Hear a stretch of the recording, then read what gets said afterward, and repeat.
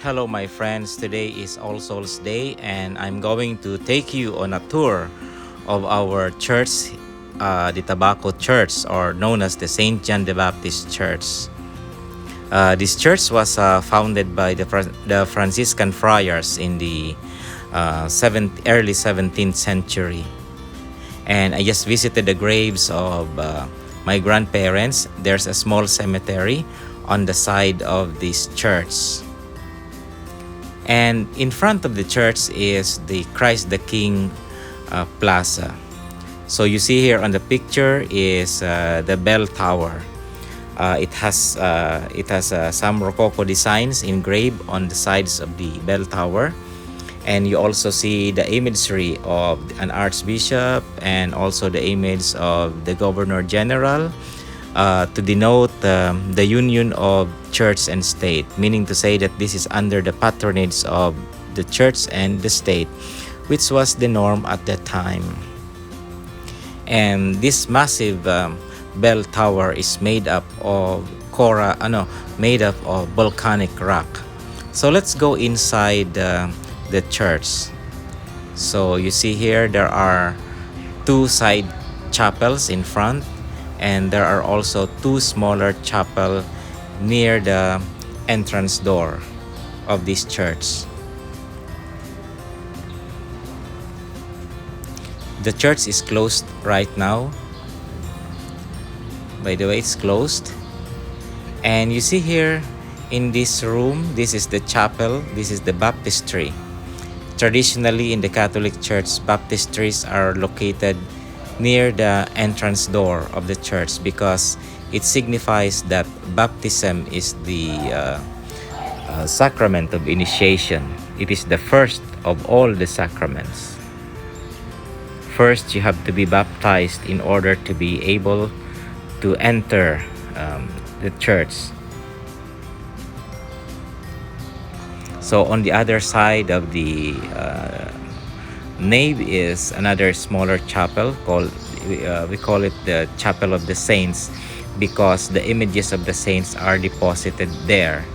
So unlike before, the church is littered with many images, but they thought that it's better that these images are placed in a single chapel so that it will not distract the attention of the worshippers.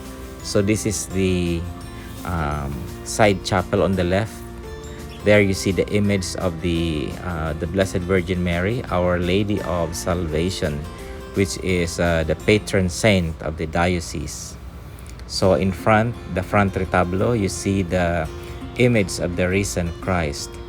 It used to be that in the past, the image of John the Baptist was located there, but it was later on transferred on the side altar.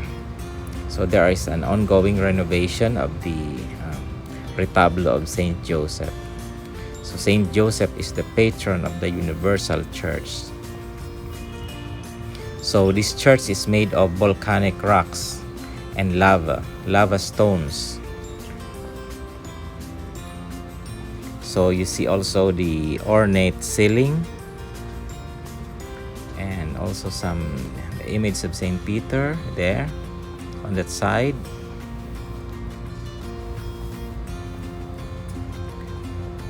So on the front window you have the stained glass with the Alpha and Omega symbols, the symbol of Jesus Christ. So once again, here is the baptistry. We're seeing now the baptistry. So baptism is the sacrament of initiation in the Catholic Church. Initiation because that is the very first sacrament when you become a Christian.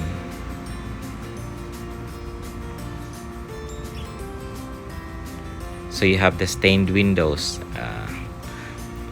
depicting some important passages in the New Testament.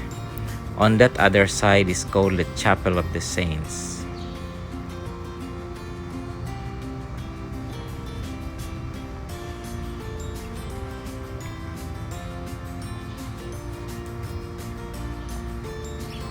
So I really love this church very much.